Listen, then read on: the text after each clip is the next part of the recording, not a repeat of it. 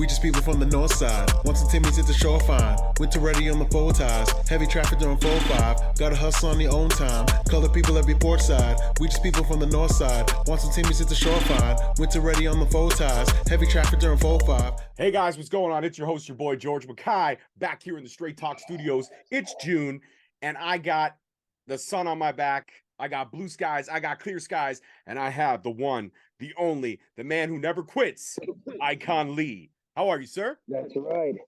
I'm doing well. As you see, I'm getting ready for my upcoming battles, and it's going to be an Icon summer. I appreciate you having me on the show, boss. Oh, no problem, my dude. Like, we've been following each other for a while on social media. I've been seeing the work you've been putting in, and I know you've seen the work that I've been putting in. You reached out. I said, let's make it happen, and here we are. Yeah, started with a collab, and here we are with the podcast. I like it. Absolutely. So let's talk about the collab. You were showing some of those awesome reels of stuff that you had learned years ago about how to keep your body in the tip-top form. What was it? What was it that inspired you to kind of share that with the world so that they could see what Icone Lee, the work that Icone Lee puts in? Correct. So on top of like the gym and like the traditional weights and stuff, like I always, when I was younger, I ran track, I ran cross country. So I was always in cardio style athletic sports. And those were just some of the drills that they would teach us before we even started, running or doing whatever circuits or whatever the coach had trained for that day. They would have us do those simple drills like the crossover or the not the crossover, but it's like the leg crossover, right? At the crossover, jumping crossover, or just bear crawls from wrestling, like amateur wrestling. I did that growing up as well. Just different drills, man. Foot taps, leg raises, all that stuff. All that stuff gets you ready and stretched out and just warmed up for any competitive sport that you have at hand. And I just wanted to share that to my sheep and to the peers and to anyone else who's watching their Icon. Absolutely, absolutely. Let's talk about the sheep. Why do you call your flock the sheep? Where does that come from? All right. So I call them sheep because that's what they are. They watch me, right? They watch you, right? What's the definition of that, right? That's a sheep. Now, my sheep aren't blind. I'd like to say my sheep are very enlightened, like their Icon. They're not stupid. They're not dumb. I'm not calling them sheep to degrade them. That's just what I call them. So I don't call my followers sheep to degrade them. I call them that because that's what they are, and they follow me. I don't call them sheep because they're blind. I call them sheep because simply, if you follow someone, that's what you are. I may be a sheep to my favorite idols, Lil Wayne, The Undertaker, pro wrestling, etc. So it's just a metaphor. It's nothing to degrade them. Now, peasant. Now that is what I use to the enemy. The enemy is a peasant. Anyone that doubts my rise or degrades me in any sort of way that I don't like, then they're a peasant. Mm-hmm. And there's no coming back from that. Once you're a peasant, you're always a peasant, and you can't enter the domain of Icon. Absolutely 100%. We've seen what happens when somebody calls the Icon a peasant. The only thing that happens is usually their shoulders on the back looking up at the rafters for the 1, 2, 3. Let's talk about some of the Gaston, and they cheat. A lot of people like to cheat, so it's true. That as well. It's true. Yeah, you know what? You've always got to keep your head on a swivel. I want to talk about the evolution of Icone Lee, though, where I guess the confidence is natural. You can see it. You ooze, to quote Razor Ramon, you ooze machismo. But where did the evolution of the evolution of Icone Lee and everything, your journey beginning in pro wrestling, how did that start? Was it always a love affair with pro wrestling because you mentioned The Undertaker, or did it really take something before you're like, I can do this? Yeah, so I'm a very interesting cat. So I'd say around 5th grade, I was, everyone's weird when they're young. So like in school, I was outside of school, I was a really big fan of X-Men, Harry Potter, and all that stuff, right? So my creative ass, I would go to school and I would actually try to like be those characters that I would see on TV and stuff. And like I would play that out in front of all my peers. So everyone thought I was just a weird kid. But really I was just having fun. And then around 8th grade, let's say 8th grade, I got cable. And I'm an only kid, so I had a lot of time. So I got cable for the first time in my house. I was watching television, and then I saw an advertisement for Hell in a Cell, and I saw The Undertaker and I saw Edge. So I went to my family member and I said, "Yo, can I please watch this? Can I watch it?" And so I watched it, and I saw The Undertaker's entrance And before I even saw him wrestle, I was like, wow, that guy, that's amazing. This is real. This is on TV. This isn't a movie. And I fell in love with it. So the next year at school, I was like, yo, I'm going to be like this guy. I'm going to be like The Undertaker. So I had speakers in my backpack. I had all this type of crazy stuff. And like I would wear like black coat and like gothic kids. Like there's people that I was crazy, dude. And so I would be in the hallways playing this Undertaker music. Boom, boom, boom. Like, yeah, loud as stuff. And then so that just my fandom progressed over the years. And then finally, kind of like I got older, I phased out of like doing that stuff in school and stuff. And so I went to college. And then when I went to college, that was at Full Sail University down in Orlando. And so mind you, NXT, this was around 2017. So NXT was fairly kind of 2016, fairly new. Thought I had to sneeze there. Maybe I do. All right, no, I don't. So I went to school. So I went to school at Full Sail, and sure enough, WWE was there. And so Full Sail, they didn't have any sports or athletic, they didn't have anything I could do to get all that energy out. I was an athlete, I was there for computer animation because I like to do that too, as you see with my matches and editing. WWE was there. So I was like, how do I become a pro wrestler? How do I do this?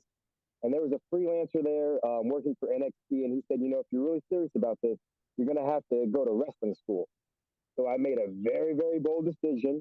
I went to my counselor, and I left Full Sail, and I went to Cincinnati, Ohio.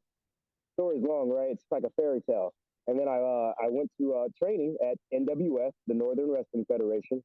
I've mentioned this in the past if you've seen other podcasts. So for those who are listening, they might know that story already. But that is what happened. I went to Full Sail University, and then I went to Northern Wrestling Federation. And then in 2017, 18, signed that wrestling contract, and it's from there. Now, my brand and me building all of that from everything that I did growing up to now, that's just hard work and dedication and like repetition, dude. Like I've probably done over 20,000 push-ups, and that's just from the years. Like I didn't just have these abs like just from what I've done in wrestling. It's just years and years and years and years of repetition, and that's the father of learning. So I like that. Yeah. I have heard the story, Yeah, but I wanted to let my listeners know what you're about. And I thought that was a cool part. In doing my research, the fact that you were at Full Sail, you got to see kind of NXT go from this little seed to this enormous oak tree was just incredible. And why Cincinnati? Triple H was like walking around they were doing entrance cues, like, warming up for the entrances and getting the show ready for the actual start time. And I'm sitting there, my job was to help tape the mats down. I'm like, oh God, this is crazy. Like, what do I know? I'm already paying my dues, before I even go to wrestling school. So very interesting stuff. Yeah. The one thing I did want to ask is why Cincinnati? Is that where your home base is from? Like, what was the decision for that school? So yeah, Cincinnati, that's where I'm from. That's where your icon is from. I went to Sycamore Schools out in Montgomery, Ohio. And so my city, my hometown is Cincinnati. Naturally, I left school and went back home. I was lucky. I did research the best schools. It was between that and OVW. OVW was like an hour and a half away from my home. I had very, very pissed family members. They're not so pissed now. They love their icon as well. But yeah, so I went to NWF, Northern Wrestling Federation, and Roger Ruffin was my head coach. That's insane. When you think about the fact that you were in school for computer animation and you're leaving to chase a dream, and you mentioned your family at first having reservations. How did the icon explain to his family, guys, listen, I got to chase this. There's only one life. I got to chase this now. Well, ask anyone that's ever telling me no in a good way is very hard, because if I think that I'm good at something, then I'm going to pursue it. And so when they told me no, I just told myself that I'd prove them wrong. And people tell me no today, and I tell myself that I'm going to prove them wrong. And 9 times out of 10, I get to prove them wrong, because the universe knows that this is one hell of a journey. So like, I don't think anything that I'm doing now is a waste of time. I think it's all kind of like boom, boom, boom at this point. So I'm just living the dream. Absolutely, you are, and you've had some incredible matches. Anybody that doesn't know you has seen you on Warrior Wrestling all over the place. And I have to ask you about matches with Ace Austin. Myron Reed, who's a good friend of the show, he's been on the show a few times. Myron, he mentioned you, yep, with MLW. He said that you guys were good people, so shout out to Myron. Absolutely, shout out to Myron. So I got to talk about that that Twitter post that you posted. You put either we fighting or we teaming, and then you put blood brother. So is there are you guys? Do you and Myron have that bond where it's healthy competition, but you also know you have each other's backs when you need to? Yeah, correct. So Myron, he hit me up a couple of months ago. It was actually during the Gaston LaRue stuff debacle. He hit me up and was like, "Hey, are you okay? You know, that guy hit you pretty hard with the promo." And I was like, "Wait, what? What's going on? He hit me hard? He didn't hit me hard." And so like, yeah, he just invited me to start training. And I went out to train at one of his locations.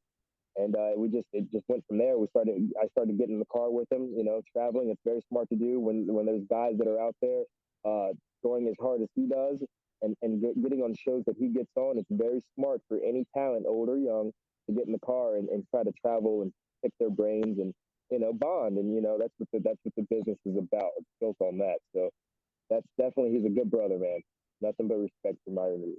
Absolutely. And I did tell his ass that if there was a promoter smart enough to book us, he's going to get the same treatment as Gaston. I've already got a lot of things lined up for him, okay? I'm the genius. My ride. Absolutely. Well, let's talk about Gaston LaRue. I don't think that he hit you that hard. I'll be completely honest with you. So why would Myron say that? I guess, I mean, because the things that he said are very, so there's people that obviously don't like the things that I do, like my helmet or just the contacts or just whatever, my social media, whatever their peasant ass has to think about it. So he kind of like targeted their what's the right word?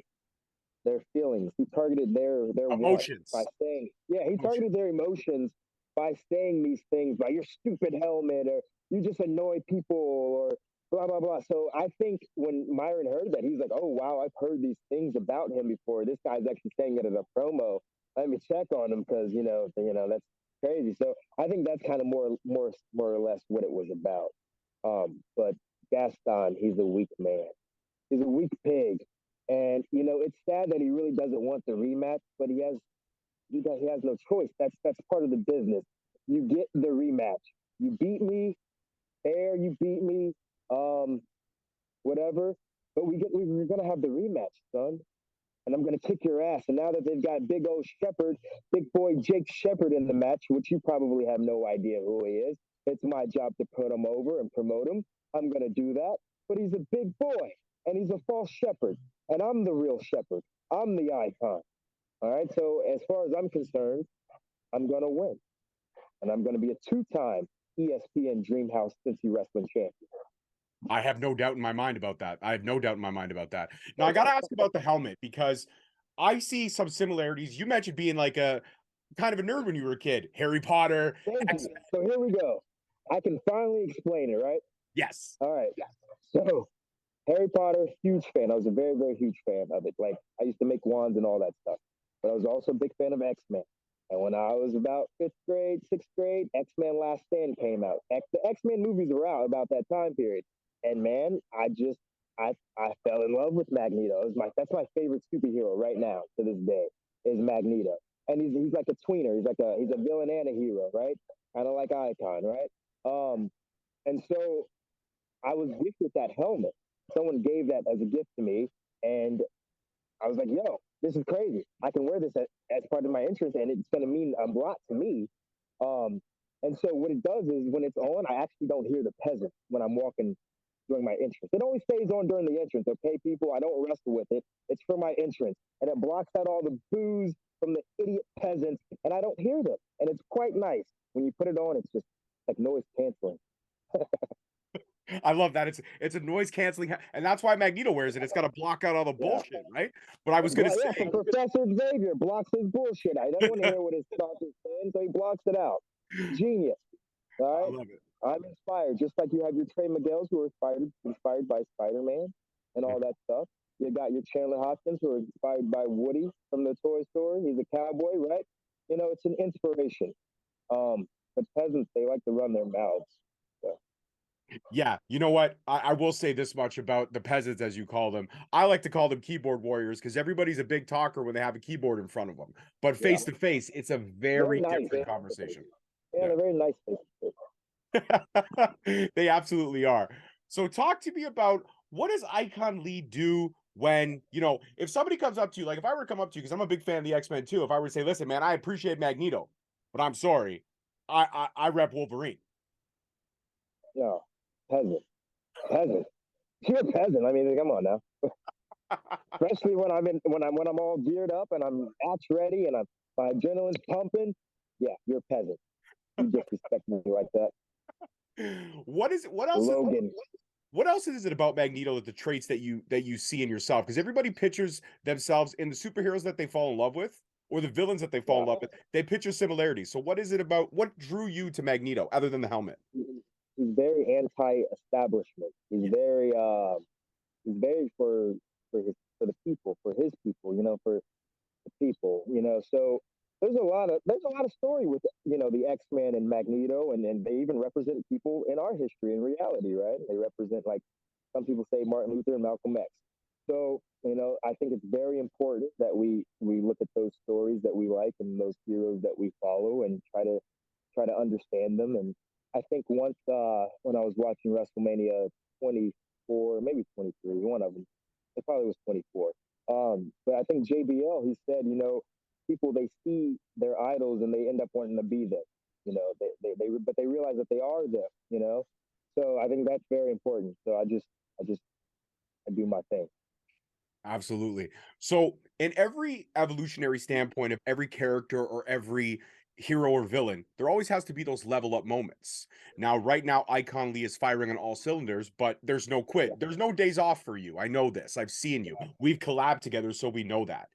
What would you say would be the next evolution for Icon Lee? Where does Icon Lee want to go from where he is right now? I mean, yes, you got your eyes set on being a two-time champion, but what else? I want to be signed, right? Because then once I'm signed, then I'll take my work ethic and I'll combine it with the promotion that signed me's work ethic, and I think I'll be able to make magic.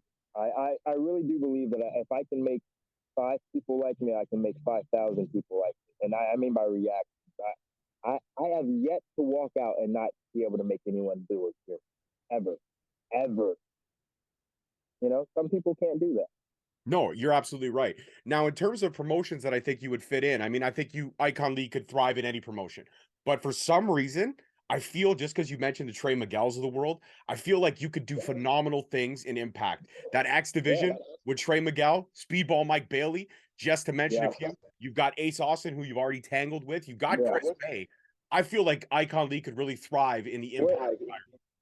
Yeah, and the match with Ace, I know you brought him up earlier. He's a great hero as well, great competitor, great athlete. But I was happy to have that match because it proved to me that I can do that. I can hang with those world class athletes.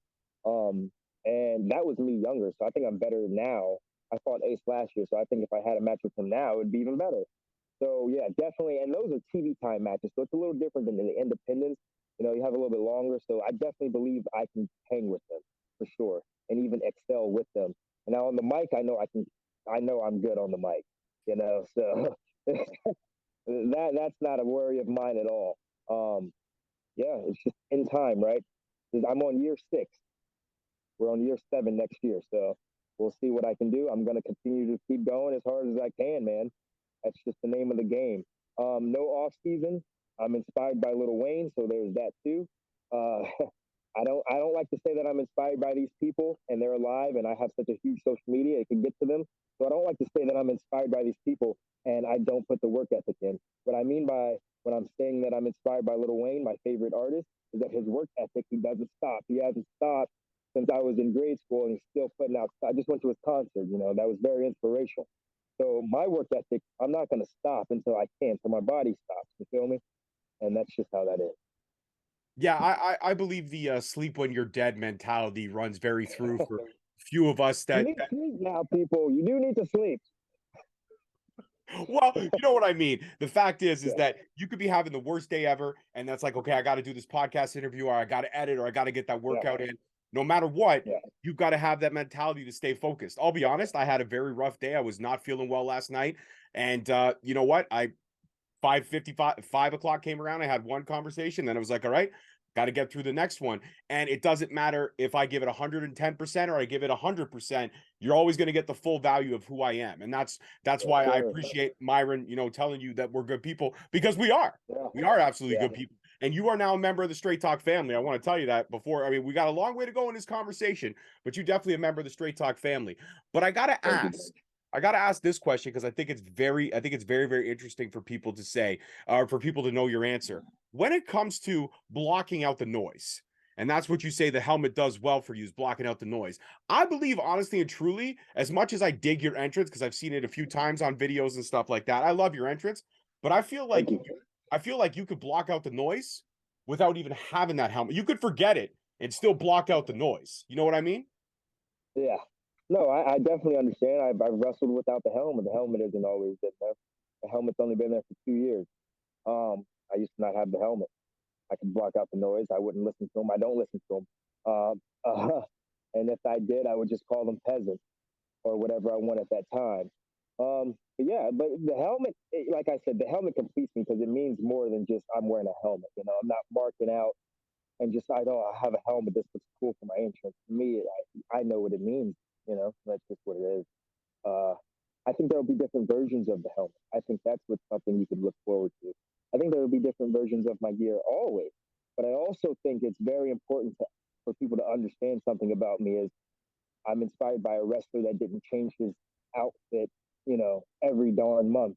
I don't go out there thinking, oh, this color, I need this color. This looks cool for this show. What color do I need for this show? My gear is black and white because I know a lot, and black and white to me means as above, so below. I'm also a Libra, so weighing the scales with those colors. That's what my gear means. It's black and white for that reason, not black and white because that's the color that I think is cool. When I wore red, it was because we were in the Dubai Red series. Red to me represented heat, and I was going through a lot of stuff at a young career, so I thought, red, that's dominant, that's powerful. That's what that meant for me. I started with gold because of royalty. Dubai Gold in 2017. I wore gold. Then I went to blue, and now we're at white and black. I like that. So, The scales. Yeah. As above, as below. I like all that. I actually would say Dark era. Yeah, I would say it's also yin and yang as well, because you've got a little bit of darkness in you, but there's also the light. And I think that represents the battle within, right? Thank you. There you go. I'm glad we're doing this podcast. That's why I hit you up. I had a lot of explaining to do. There's a lot of peasants, and they need to know. Maybe maybe they don't want to be a peasant after they hear this. Maybe not. I mean, God knows that I've never been a peasant. Like I said, we followed each other for a bit, and I'm like, this guy's awesome. And if you didn't hit me up, it's only 1%, but they're loud. They're vocal. Yeah, listen. Like I said, everybody's loud when they're typing on a keyboard. Yeah, yes. That's all that matters. But when it comes to Icone Lee, and again, not so much days off, but relaxed days, no shows booked, maybe not a workout in. What do you enjoy doing for fun? I like playing video games. Hogwarts Legacy, I've been playing that lately. Food. I like to walk, nature, stuff like that. I like to cook. I know I said food, but I do like to cook. I like to chef, Nice. I know how to chef really good. Are you into the heat? Do you like your spice? Yeah, a little bit. Okay. Level 6. Okay. Maybe a 7. Maybe a 7. I'm a 1. I can't handle spice. I cannot handle spice. Oh man, I understand. I understand when it's level 10. Yeah. I'm like, You ever watch that show Hot Ones, where they have the different hot sauces? Yeah. Oh, I enjoy that show. I've watched a couple episodes. I do too, but thank God I don't have to eat it. Shark Tank? Sorry? Shark Tank? Yeah. Shark Tank. Yeah. Shark Tank's a good show. Shark Tank's a great show. I was very excited to hear that they're coming out with the new Harry Potter show. Very excited. I liked what was it? Squid Games. Squid Games is very good. Squid Games is awesome. And they're coming out with a new season of that. So it's coming. It's supposed to be coming. Yeah, it's supposed to be coming very soon. I think by the end of this year. So, So you talked about being in year 6 going into year 7. And then I feel like every year for you is just a chapter in your story. So we're in chapter 6 right now, going into chapter 7. And in chapter 7, has to be better. yeah, exactly. Exactly. Every So chapter kind of leaves on a cliffhanger and we go to the next chapter. Correct. What are some attainable goals you want before chapter 6 ends going into chapter 7? I mean, we talked about getting signed, but what's the goals you have set for yourself for the end of this year, or even for the next couple months? Well, I've already set my media record last year. You know, I all my videos combined, I reached like 200K, and I don't pay for anything. So that's a whole year's worth of me just posting. You know how much I post. So I took the calculator, I calculated it all up, and it was at 200 plus thousand. I got lucky. I have a lot of good connections and followers and people that follow me, and so I hit up a YouTube influencer and I said, hey, can you help share this video out? And one of my matches got like 200 something thousand. So I was like, I didn't expect that, you know, and I didn't expect that. It just came to me, you know. I was happy. I was blessed to have that opportunity. I definitely want to have some bigger name bouts this year. All my bouts are big because of the way I promote and the way I help put over my opponent. I always help put two peasants over. But I definitely think that I want to combine my numbers, my ability, my connections and all that with someone else who's just as big and just as active as I am. And I think we'll be able to have a banger match, a banger social media battle, whatever, and just do numbers. And that's what I really want to do. I want to continue to do that, build my brand. And yeah, I travel. I want to go overseas. I do want to accomplish that this year in chapter 6. I want to go overseas, whether that's Mexico, Canada, the United Kingdom, etc., or Japan. So, yeah. I think a lot of that's obtainable. And my passport ready. I have my passport. Well, listen. Any promoters that are watching, I've got a lot of influence with some promoters over here in Ontario. Anybody that's watching, let's book this, man. Let's get the Icon in the north. Let's make it happen. Canada needs to see the Icon 100%. I will work hard. Now, everyone has that kind of fight forever opponent or that dream opponent. If you could look on the indies as a broad spectrum right now, which it is, there's a lot of great talent out there.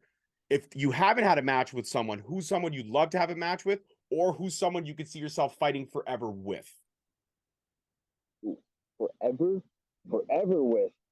That's difficult. I don't know if I can answer that. Like battle them like every year. Well, he's not signed yet, but that would be my brother, the Prodigy. I definitely would wrestle his ass every year. He's good. But a match that's signed, it would be Speedball Bailey, Mike Bailey. Yeah, he's my favorite wrestler in Impact. I'm a Mike Bailey sheep. So yeah, I think and I think it would hurt. It would be a very physical match. But I think my character work and ethic and how I am, my presentation in the ring, combined with his skill, his look, I think it would be great. I think he would bring something out of me, and he would test me in the ring, cardio wise, because he can go. I saw him live do an hour match at an Impact taping here in Louisville. And I think that would be a great match to have. I think that would be a shut up and take my money kind of match, man. That's got pay-per-view feel written all over it, man. Could you imagine me saying something to him online and then you guys just wanting to see if he could catch his Icon in the ring? That would be insane. I'm thinking 60-minute Iron Man match at like it's gotta happen. It's gotta happen, man. You gotta go all out with it. Man, I'm gonna win, so even if I have to get a weapon, I'll have to win. But yeah, that would be a very special match. So 100%. Hoping that happens. Listen, I'm gonna get it out there, but that's gonna be the clip right there. That's gonna be the clip when I promote this episode. That clip right there. We're gonna get it to go viral, my dude. We're gonna get it to go viral. Now, my final question: when you look at Icone Lee and your evolution of where you started to where we are now in chapter 6, if there's any young wrestler out there watching or any young fan that wants to get into this game but doesn't know how to start and they're a sheep, what would be the advice that Icone Lee would give to the next crop of talent coming up? So I actually get this question a lot from sheep that follow me. They DM me and they ask me this question: how do I become a pro wrestler? And I always tell them, the first thing I tell them is to find a very good school, a solid school, because that's what I did, right? And then the second thing I tell them is to build your brand. Figure out how to naturally grow your followers, figure out your character, figure out who you are. And your character isn't like your character, like it's who you are. You feel me? So you have to understand what you feel inside. And, you know, me, I've been, you know, my character has obviously been since I was a kid. I took my inspirations and did that. So that to me is very important, is your brand, your character, and your foundation. Your moves, God, that doesn't mean anything. Because if you have a character, you can do like 10 moves in a match. You know, not really, it's an exaggeration, but if once you have your character, you can draw those people into who you are, and they actually care about you, and they wanna invest their time and money and just emotion into you. That's more important than anything that's gonna break your body down. Because newsflash, to you people that don't understand, that ring is very painful. That ring is reality. That ring is metal ropes and taped around, and just, you know, it just depends on what the ropes are. But that ring is metal and wood and your blood and bone. And it's gonna hurt over time. Like, your body's gonna break down no matter who you are. There's a bump limit. There's a limit of how many times you can get slammed. So if you think you want to get into pro wrestling just to do a bunch of cool slams and moves and all that stuff, you're gonna wear yourself down. You're not gonna have any character or any media or anything to look at in a decade from now. You know, I will. I can stop wrestling in 5 years, and I'll be proud of everything that I've done so far. And I'm not even signed yet. I would be so disappointed if I was in year 6 and I had no matches posted, no promos out there, no nothing. It would be crazy. I don't know how some people do that. So that's my advice to anyone who wants to get in pro wrestling: is get a good school, listen, and build your brand. Icon shit. I believe that is definitely icon shit. Icone Lee, thank you so much for the time, my dude. It's been a blast. Yes, before I let you go, shout out your socials so anybody can be a sheep, because Icone needs more sheep. Yeah, let's get to 10,000 followers. You know, I built my base from 500 sheep to 5,000 sheep in 4 years. My way, my secret. I didn't pay for anything. And I'll tell you the secret real quick. You want to know what I do? Every time a big company posts, I go and I like all the sheep that follow that post of that big company they put out there, and it'll be 2 minutes that they put it out there. And then over time, those sheep, they follow their icon back. And they're like, wow, this icon, he's really cool. He's my new idol. I like this guy. And that's how I gain my followers. I'm a shepherd. I reel them in. But follow me on YouTube. Subscribe to me, Icone Lee. Twitter, Icone Lee. Facebook, Icone Lee. And my favorite, Instagram, Icone Lee. And TikTok, Icone Lee. It's all Icone Lee. That's the brand. Me. Absolutely. Guys, follow Icone Lee. And any promoters that are watching, book this man, because you will not be disappointed. Trust me, I've seen it. And if you don't believe me, go to his YouTube page and check it out, because like he said, he's the truth. He's a shepherd. Yes. Come join the flock. That's it for this one, my guy. Thank you so much. Yes, Peace, sir. love, and wrestling. Thank you. We'll see you guys next week. Peace. Thank you so much for watching. Please don't forget to like, subscribe, comment, and turn on that notification bell so you get notified each time we post a video. Alternatively, you can check us out on all podcast platforms and hosted on Podbean. We are also available on the SNME network. That's the Sunday Nights Main Event Patreon. Please feel free to check us out there as well. And don't forget to follow us on all social media platforms at _Straight Talk on Twitter, at Straight Talk Wrestling on Instagram, Straight Talk Wrestling on Facebook, Straight Talk Wrestling on TikTok, and of course, you can check out all our merch at ProWrestlingTees.com. I don't need a nigga cosign. Without the liquor, you become a victim. You ain't never got a pole mine. I ain't messing with this generation. Fuck your gen, I ain't got.